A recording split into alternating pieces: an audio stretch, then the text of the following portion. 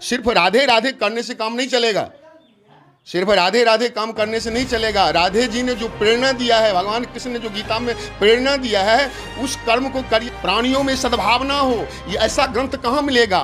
वेद प्रणीतो धर्म, यह धर्म तद्विपर्ययः। शास्त्र कहता है जो भी धर्म है वो धर्म सिर्फ वेद से निकलता है, और वेद जिस कर्म को करने के लिए कहता है वो सनातन धर्म है। ये जो गोकर्ण महाराज हैं, ये विधान से वो गया में जाकर श्राद्ध कर्म करते हैं, फिर भी उनके भाई को मोक्ष नहीं मिल पाता है, क्या कारण है? काहे कि हमारे शास्त्रों में लिखा हुआ है कि जिनका श्राद्ध कर्म गया में जाके होता है उनको मुक्ति मिल जाता है। कि आपका प्रश्न बहुत अच्छा है। नमस्कार, आप देख रहे हैं सनराइज न्यूज और मैं हूं गोविंद कुमार। अभी मैं गोरा मानसिंह गांव में मौजूद हूं, जहां पिछले कई दिनों से श्रीमद् भागवत अमृत कथा का रसपान कराया जा रहा है।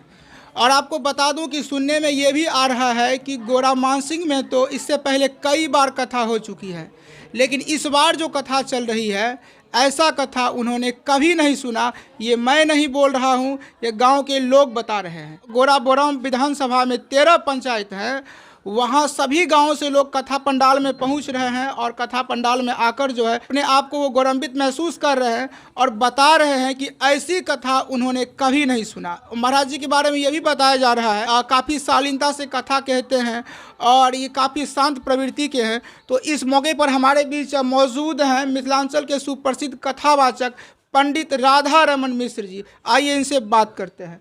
महाराज जी, आपका बहुत बहुत स्वागत है। सबसे पहले समस्त श्रोता को, जो भी दर्शक हैं आपके चैनल से, उन सभी को जय श्री राम और जय राधे श्याम। महाराज जी, आप एक अपना छोटा सा परिचय दीजिए। हमारा अपना नाम जो परिचय है, पंडित श्री राधा रमन मिश्र, व्याकरणाचार्य हैं और आचार्य जो हैं सो साहित्य से भी किए हैं। धर्म से बहुत कहाँ के रहने वाले हैं? घर महिनाम बेनीपुर प्रखंड पड़ता है और महिनाम के हम वासी हैं। और वस्तुतः ये कथा अध्यात्म के विषय में। व्याकरणाचार्य कहाँ से? व्याकरणाचार्य हम दरभंगा के कामेश्वर सिंह संस्कृत महाविद्यालय से। तो आप समझ गए होंगे कि ये महाराज जी जो हैं ये गांव महिनाम के रहने वाले हैं और दरभंगा संस्कृत विश्वविद्यालय में ये व्याकरण आचार्य भी हैं। आइए इनसे और बात करते हैं। महाराज जी, आप ये भागवत कथा कब से सुनाते हैं? भागवत कथा हम बहुत बचपना से करते हैं, लगभग 95 से आरंभ किए हैं कथा। अच्छा। उनसे पहले आध्यात्मिक प्रवचन करते थे और 95 में हमने गांव के बहुत विद्वान सब बैठ करके अपने समक्ष में हमसे कथा श्रवण करने के लिए जिज्ञासा उत्पन्न किए। तो कथा जब हम आरंभ किए तो विद्वान लोगों को इतनी मन में प्रसन्नता का अनुभव हुआ कि उन दिनों से हमारा विख्यात हो गया और हर जगह गांव में ही नहीं शहर में भी करते हैं। तो महाराज जी, कथा आप ऐसे पुस्तक पढ़ते पढ़ते कहना आरंभ कर दिए या कहीं से शिक्षा भी ग्रहण किए हैं? देखिए, सबसे पहले तो आध्यात्मिक शिक्षा अपने घर से आरंभ किए और संस्कृत विषय से हमारा जुड़ाव सदा रहा है। और संस्कृत विषय में जो मुख्य व्याकरण शास्त्र है, वो समस्त शास्त्रों का जो प्रधान व्याकरण है, 6 शास्त्र होते हैं: शिक्षा, कल्प, निरुक्त, ज्योतिष, छंद, व्याकरण। ये जो वेद 4 हैं, ऋग, यजुः, साम, अथर्व वेदश्च, तो चारों वेदों का 6 शास्त्र अंग होते हैं। उसमें व्याकरण जो है वो मुख्य है, उसको मुख्य माना गया है। तो जिसको पास में व्याकरण का ज्ञान होता है, वो कोई भी संस्कृत कठिन क्यों न हो, उनका अर्थ वो लगा लेते हैं। यदि पुस्तक में भी छपाई में कहीं गलती हुआ होगा तो हम लोग उनको शुद्धिकरण कर लेते हैं। इसलिए संस्कृत का जो भी श्लोक होगा उनका अर्थ हम लोग अपने तरफ से, जैसे कि शब्दार्थ होता है, भावार्थ होता है, अन्वयार्थ होता है, वाच्यार्थ होता है, तत्वार्थ होता है, उनका जो भी परोक्ष अर्थ हो, सापेक्ष अर्थ हो, जो लक्ष्य हो, उन सभी को हम निष्पन्न करके वो सिद्धांत जो सही है वो अर्थ संस्कृत के श्लोक को हम व्याकरण द्वारा सिद्ध करके। तो महाराज जी, आप में क्या खासियत है जो यहाँ के लोग बता रहे हैं कि ऐसी कथा मैंने कभी नहीं सुना? आप इस गांव के लोगों पर क्या जादू बिखेर दिए हैं? देखिए, सबसे पहले भागवत कथा जो है ना, उसमें आप जब भक्ति के रस में डूब जाते हैं, भक्त्या भागवतम शास्त्रम, जब व्यास जी ने अनेक शास्त्रों को रचना किया और उन शास्त्र पुराणों को, पुराण जो बताए गए हैं, भवद्वयम मद्वयम चैव वत्रयम व चतुष्टयम अनापा लिंग कुष्कानी पुराणानि पृथक पृथक, यानी कि भविष्य पुराण, मत्स्य पुराण, मार्कंडेय पुराण, ब्रह्म पुराण, ब्रह्मांड पुराण, ब्रह्मवैवर्त पुराण, विष्णु पुराण, वराह पुराण, वामन पुराण, वायु पुराण, अग्नि पुराण, नारद पुराण, लिंग पुराण, कुर्म पुराण, जितने भी स्कंद आदि पुराण है और शास्त्र आदि जो भी है, इन सबों में या वेद हैं, इस सब में जितना भी रस भरा हुआ है, उन सभी रसों को निचोड़ करके ये अमृत रस भागवत है। जैसे समुद्र मंथन से अमृत निकाला गया था, इसलिए और उनको देवता ने पान करके अमर हो गया, ये भागवत जो है उस अमृत से भी श्रेष्ठ हैं। इनको माने प्राप्ति करने के लिए देवता भी ललायित हैं। इनके विषय में ऐसा बताया गया है, जब सुखदेव जी परीक्षित जी को कथा कहने के लिए आए तो परीक्षित जी को श्राप था जो 7वां दिन आप तक्षक नाग से मृत्यु को प्राप्त हो जाएंगे। तो देवता लोग क्या किए, तो एक कुंभ में अमृत लेकर आए और परीक्षित को प्रलोभन दिए जो आप अमृत पान करके सदा अमर हो जाइए पृथ्वी पर में, और इसके बदले में आप ये भागवत कथा हमको दीजिए। तो परीक्षित जी ने मन में निर्णय किया, क्व सुधा क्व कथा लोके क्व काचा क्व मणिर्मान। जिस प्रकार एक कांच का टुकड़ा है और एक मणि है, दोनों का तुलना नहीं हो सकता, उसी प्रकार ये पूरा पृथ्वी का साम्राज्य चाहे मिल जाए, चाहे देवता का अमरत्व मिल जाए, न नाक पृष्ठम न पारमिष्ठम न सार्वभौमम नरसाधिपत्यम, जो भागवत का रसपान कर लिया उनके लिए पृथ्वी का राज चाहे स्वर्ग का राज, कोई भी राज उनके लिए तुच्छ हो जाता है, और सबको छोड़कर ये अमृत भागवत अमृत का पान किया। महाराज जी एक सवाल लेना चाहेंगे कि हमारे हिंदू शास्त्रों में बताया गया है कि 18 पुराण हैं, लेकिन हम अक्सर सुनते हैं श्री रामचरितमानस या श्रीमद् भागवत कथा का ही श्रवण करते हैं बड़े बड़े कथावाचक के द्वारा। तो ऐसी कौन सी कारण है जो बाकी के पुराणों को छोड़कर मात्र 2 ही पुराण की कथा सुनाई जाती है? पुराण तो सब सुनाए जाते हैं, लेकिन इसमें प्रमुखता ये है कि भगवान के जितने भी अवतार हुए हैं, उन अवतारों में वो अवतार जो भी हो उनका सब भगवान का ही अवतार है, लेकिन उनमें जो उनका लीला है वो अंश लीला है, उसमें अंश लीला है। लेकिन ये राम का अवतार और कृष्ण का अवतार जो प्रभु हुए हैं वो परिपूर्णतम लीला है उनमें। तो राम सकल नामन ते अधिका हो नाथ अग खग गण वधिका। राम जी जो हैं परिपूर्ण ब्रह्म है और जो राम है वही कृष्ण है, दोनों में कोई भेद नहीं है। इसलिए राम कृष्ण का जो पावन लीला है वो अनुपम है। श्रीमद् भागवत कथा में एक प्रसंग आया है धुंधकारी और गोकर्ण का, जिसमें बताया गया है कि धुंधकारी दुराचारी प्रवृत्ति का था, वो अपने माता को काफ़ी कष्ट पहुंचाया करता था, लेकिन जब उसकी मृत्यु होती है तो वो प्रेत बन जाता है। उनके भाई जो गोकर्ण महाराज हैं वो श्राद्ध कर्म भी करते हैं, श्रद्धा विधि विधान से वो गया में जाकर श्राद्ध कर्म करते हैं, फिर भी उनके भाई को मोक्ष नहीं मिल पाता है। क्या कारण है? काहे कि हमारे शास्त्रों में लिखा हुआ है कि जिनका श्राद्ध कर्म गया में जाके होता है उनको मुक्ति मिल जाता है। देखिए, आपका प्रश्न बहुत अच्छा है और ये जानकारी जिनको भी मिलेगा उनको ज्ञान का वृद्धि होगा। वस्तुतः ये प्रसंग जो है भागवत का महात्म्य है और ये महात्म्य पद्म पुराण से लिया गया है। तो इसमें धुंधकारी का जो प्रसंग है, तो इस प्रसंग में भागवत का महात्म्य ये दर्शाता है। नारद जी ने सनकादि ऋषि से प्रश्न किया था कि जो कौन सा ऐसा यज्ञ है, कौन सा ऐसा कथा है, कौन सा ऐसा अनुसंधान सत्कर्म है जिनके करने से पापी भी उद्धार हो जाए।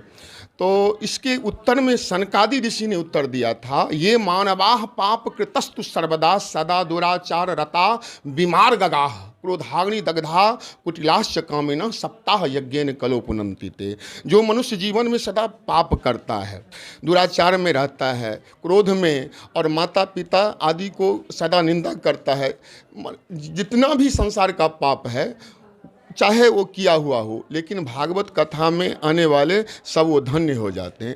इसी उत्तर में एक प्रसंग सुनाया गया है जिसमें आत्मदेव और गोकर्ण का कथा है, जो कि इसमें धुंधकारी का प्रसंग आया है। तो धुंधकारी महापापी था, उन्होंने जीवन में पाप के सिवा कुछ किया ही नहीं, और पिता का जितना भी धन हुआ वो जुआ में और दुष्कर्म में लगा दिया। उसने तेन वेश्या कुसंगे न पित्रम वित्तम तु नाशितम, वेश्या के कुसंग में आकर के अपने पिताजी को समस्त धन को नाश कर दिया, और अंत में ऐसा हुआ कि उनको मृत्यु वेश्या के कारण हो गया। गणिकाओं ने उनको मार दिया। तो मरने के बाद जीवन में तो उसने उत्तम कर्म किया था नहीं, मरने के बाद वो प्रेत हो गए।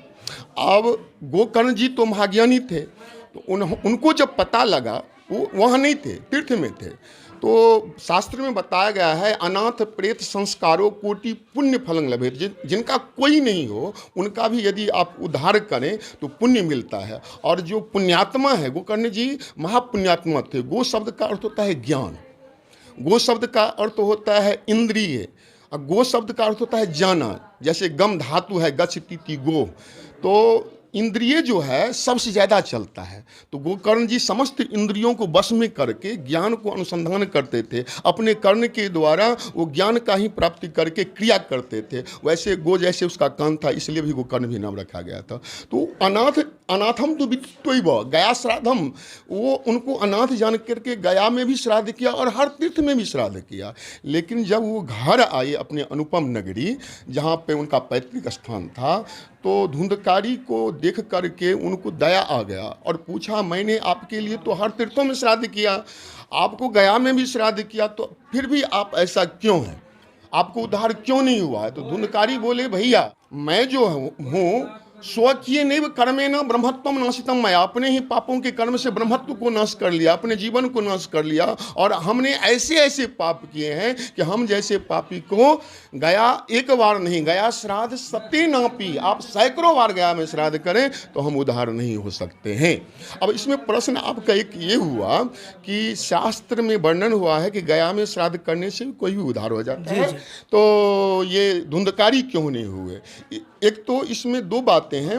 एक तो भागवत का यहाँ विशेष महात्म बतलाया गया है कि धुंधकारी ऐसे भी पापी को जब गोकर्ण जी ने भगवान सूर्य से प्रार्थना किया कैसे उद्धार होगा, तो भगवान सूर्य स्पष्ट बोलते हैं, श्रीमद् भागवतान मुक्ति सप्ताह वाचनम कुरु, इनके लिए श्रीमद् भागवत कथा आप सुनाइए, उद्धार हो जाएंगे। तो अब कथा हुआ, भागवत कथा सुन करके धुंधकारी जैसे भी पापी जिनको गया श्राद्ध से उद्धार नहीं हुआ था वो हो गया। इसलिए भागवत का महिमा बहुत अनुपम है। लेकिन एक आपका जो प्रश्न है, जो शास्त्र का वचन झूठा है, नहीं, ऐसा बात नहीं है।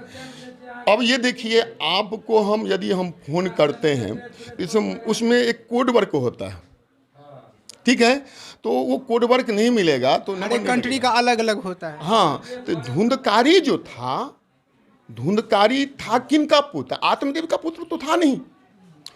और आत्मदेव का पत्नी जो धुंधली थी, उनका अपना औरस पुत्र अपने गर्भ से उत्पन्न तो हुआ था नहीं।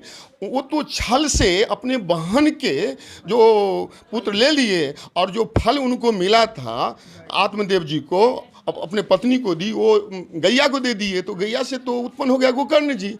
अब जो वहाँ पर उनको नाम गोत्र उच्चारण हो रहा है, तो वो नाम गोत्र तो सही उच्चारण नहीं हो रहा है, तो वो नाम गोत्र उच्चारण उनको सही सटीक नहीं मिल रहा है, इसलिए वो उद्धार नहीं हो रहा है। इसका मतलब ये है कि नीच से नीच पापी का जो है श्रीमद् भागवत कथा से उद्धार हो सकता है। बिल्कुल सत्य है। श्रीमद् भागवत गर्जना करते हैं, सिंह शब्दाद वृकाइव, जैसे सिंह की गर्जना से भेड़ियां पलायन हो जाते हैं, उसी प्रकार भागवत के नाम सुनने से पापी पलायन हो जाते हैं, पाप रूपी वृक भेड़ियां पलायन हो जाते हैं। महाराज जी, एक सवाल और है।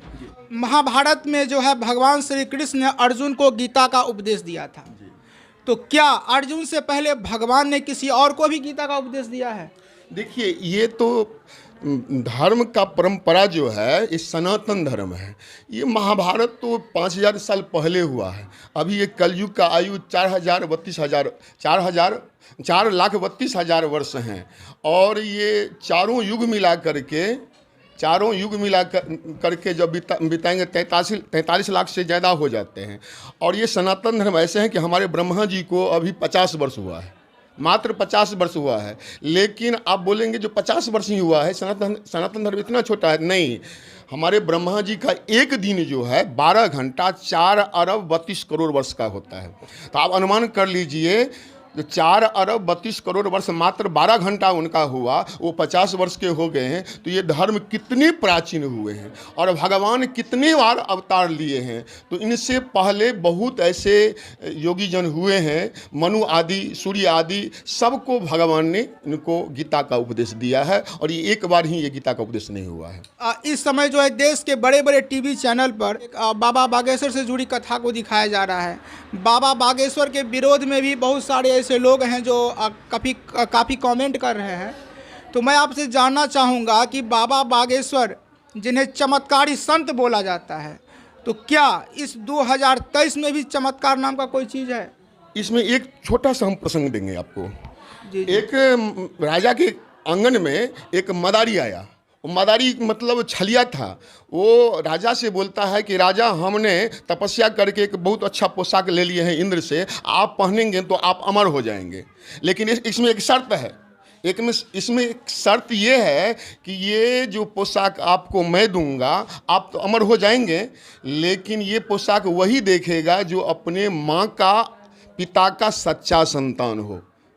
अब समझ लीजिएगा, उस मदारी के पास में कोई पोशाक नहीं है और वो राजा खुश हो गए, जो हम ऐसे पोशाक पहनेंगे तो हम तो अमर हो जाएंगे। अब वो क्या किया, मदारी बक्सा में हाथ दिया, निकाला, कुछ है नहीं, और बोल क्या दिया है, इनको वही देखेगा जो अपने पिता का सच्चा संतान होगा। इसमें क्या रहस्य है? अब वही हम बता रहे हैं, वही बता रहे हैं, हम वही बता रहे हैं। आप जो प्रश्न किए वही बता रहे हैं। तो वो जो निकाला तो उसमें था तो कुछ नहीं। तो राजा से बोला, देख रहे हैं। अब राजा सोचने लगा, जो हमको दिखाई नहीं दे रहा है, क्यों नहीं दिखा रहे? हो सकता है हमारे पिताजी या माताजी जो है दुष्कर्म करने वाली हो, व्यभिचारिणी हो, हम अपने पिता को संतान नहीं हो। और प्रजा भी जितने थे वो भी सोचने लगे, हम जो नहीं देख रहे हैं, हो सकता है हमारे माँ गंदी हो। इस कारण सब कोई चुप हो जाता है। फिर राजा बोलते हैं, हाँ हमको तो दिखाई दे रहा है, क्योंकि हमको सम्मान लेना है। ध्यान दीजिएगा बात पे। अब राजा बोल दिया, जो हमको सम्मान वोट लेना है, हमको दिखाई दे रहा है, हम अपने पिता को, अपने माँ को सच्चे संतान है, हमारे माँ अच्छी है। अब जितने भी व्यक्ति थे, देख तो कोई नहीं रहा है तो कुछ नहीं, लेकिन सब बोले हाँ हाँ अच्छा पोशाक है। अब राजा क्या हुआ, वो वस्त्र पहनने लगे। वस्त्र तो है कुछ नहीं, तो मदारी बोला, आप पहले ये कपड़ा हटा लीजिए। तो असली कपड़ा तो निकल गया और नकली जो हाथ ऐसे ऐसे लगा दिया। बोला, राजा आप तो एकदम दिख रहे हैं, एकदम पूरा दिख रहे हैं। वस्तुतः वो नग्न हो गया, वो नग्न हो गया। समाज देख रहा है नग्न हो रहा है, लेकिन उनको हो रहा है कि भले मैं नग्न हूं, लेकिन सब तो देख रहा है मैं इंद्र का पोशाक पहना हूं। इसी तरह जो व्यक्ति ऐसे बागेश्वर जैसे महान, जो भगवान का परम भक्त हम उनको बोलते हैं, उनका दूत है, वो जो असली धरोहर संस्कृति को प्रदान कर रहा है, उनके खिलाफ में जो कोई भी व्यक्ति है, वो समझ लीजिए अपने संस्कृति को छोड़ करके उसी राजा की तरह वो नग्न हो चुके हैं। वो नग्न हो चुके हैं, लेकिन अपने आप में वो समझते हैं कि हमने इंद्र का पोशाक पहन लिया। जिस हिंदू संस्कृति को, जिस सनातन संस्कृति को अभी विदेश माने धारण करके गौरवान्वित हो रहा है, ये हमारी संस्कृति जो है वस्तुतः यही मूल है, और ये रहेगा तो सृष्टि रहेगा। हमारी संस्कृति में हम घोषणा करते हैं विश्व का कल्याण हो, प्राणियों में सद्भावना हो। ये ऐसा ग्रंथ कहाँ मिलेगा? वेदा प्रणीतो धर्म, यह धर्म तद्विपर्यः। शास्त्र कहता है जो भी धर्म है वो धर्म सिर्फ वेद से निकलता है, और वेद जिस कर्म को करने के लिए कहता है वो सनातन धर्म है, और जिसको मना करता है वो अपकर्म है। और धर्म संस्कृति जो है वो वेद से ही निकला है, और कोई धर्म है ही नहीं, वो मजहब है, वो लूट कुछ नहीं है। और आप मानते हैं ना कि पंडित धीरेन्द्र शास्त्री के पास चमत्कार हैं, सिद्धियां हैं? आप जितने भी विज्ञान हुए हैं, वो विज्ञान का अनुसंधान आया कहाँ से? अरे 2-4 वर्ष पहन के आप माने वैज्ञानिक हो गए। हमारे जो रिसर्च करने वाले ऋषि मुनि जो हैं, लाख लाख वर्ष अपने प्राणायाम के द्वारा, योग के द्वारा, अनुसंधान के द्वारा ज्ञान प्राप्ति करके जो शास्त्रों के एक श्लोक लिख डाला है, और उसमें जितने भी रचना है, जिसने भी कल्पना है, और जिसने वो बना दिया है, उनको थोड़ा थोड़ा अंश लेकर आप आगे बढ़े हैं। पुष्पक विमान आज बना है क्या? पुष्पक विमान कोई भी अस्त्र शस्त्र आज बना है? ऐसा ऐसा ब्रह्मास्त्र बना था जो एक क्षण में पृथ्वी को प्रलय कर दे। अभी पर्जन्यास्त्र बना है। आप जो बागेश्वर जी के बारे में बोल रहे हैं, समझिए जो भारत का एक तकदीर भाग्य उदय हुआ है, और उनको साथ देने वाले वो वस्तुतः भारत का असली सपूत है, और जो उनको साथ नहीं दे रहा है वो वस्तुतः अपने माता पिता का संतान नहीं है, वो अपने माता पिता का संतान नहीं है। लेकिन एक पुरी के शंकराचार्य हैं, वो तो धीरेन्द्र शास्त्री की बातों का खंडन कर रहे हैं। वो बोल रहे हैं कि अगर उसमें चमत्कार है तो पुरी का जो जमीन धंस रहा है उनको आगे ठीक कर दे। देखिए, ये अभी मुक्तेश्वरानंद जी महाराज जो पुरी के जो शंकराचार्य, वो भी संत महात्मा है, तो एक संत दूसरे संत का काहे आलोचना करते हैं? जी, वो आलोचना नहीं करते हैं। उनको नाम हमको मालूम है, हम देखे थे। उनका नाम अभी मुक्तेश्वरानंद जी महाराज हैं, बहुत बड़े विद्वान हैं, और उनको हम आदर करते हैं। लेकिन उनसे भी हम उनसे भी हम निवेदन करेंगे, आप जितने भी धर्मावलंबी हैं, हमारे धर्म प्राण मित्र हैं, बंधु हैं, हमारे प्राण हैं, आप सभी अपने राष्ट्र और संस्कृति को साथ देने के लिए एक हो जाइए। सिर्फ राधे राधे करने से काम नहीं चलेगा, सिर्फ राधे राधे काम करने से नहीं चलेगा। राधे जी ने जो प्रेरणा दिया है, भगवान कृष्ण ने जो गीता में प्रेरणा दिया है, उस कर्म को करिए तो असली उनकी पूजा हुआ। और अभी जो है सो कर्म करने का समय है, क्योंकि हमारे सनातन धर्म पे कुछ राहु सब जो है, राहु ग्रह सब वो सवार हो गए हैं। उनके लिए हनुमान जी को आना पड़ेगा, क्योंकि हनुमान जी के डर से ही राहु को दशा विदिशा हो गया था। इसलिए अभी जो है बागेश्वर जी, धीरेन्द्र शास्त्री जी भगवान श्री हनुमान जी का दूत बन के आए हैं, ऐसे ऐसे राहु ग्रह को रास्ता दिखाने के लिए। अंत में एक सवाल महाराज जी, धीरेन्द्र शास्त्री जी जहाँ जहाँ कथा करते हैं वो अपने दिव्य मंच से हिंदू राष्ट्र की मांग करते हैं, तो हिंदू राष्ट्र को लेकर आपकी क्या राय है? हिंदू राष्ट्र के लिए हिमालयाद आरभ्य यावद इंदु सरोवरम तंग देव निर्मितम देशम हिंदुस्तानम प्रचक्षते।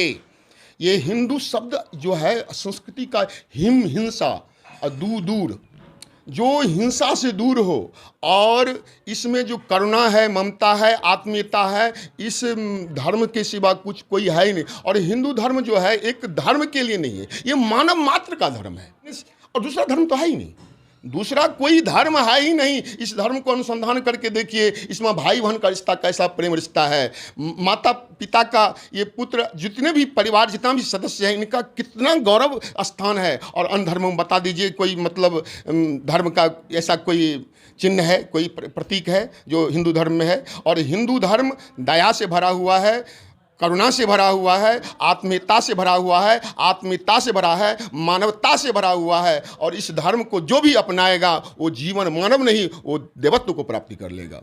आप चाहते हैं कि हमारा देश हिंदू राष्ट्र बने? हमारा देश हिंदू राष्ट्र है, तो फिर मांग क्यों हो रही है? मांग जो एक दो जो है उनको दिमाग में नहीं है, उनको सिद्ध करने के लिए मांग हो रहा है।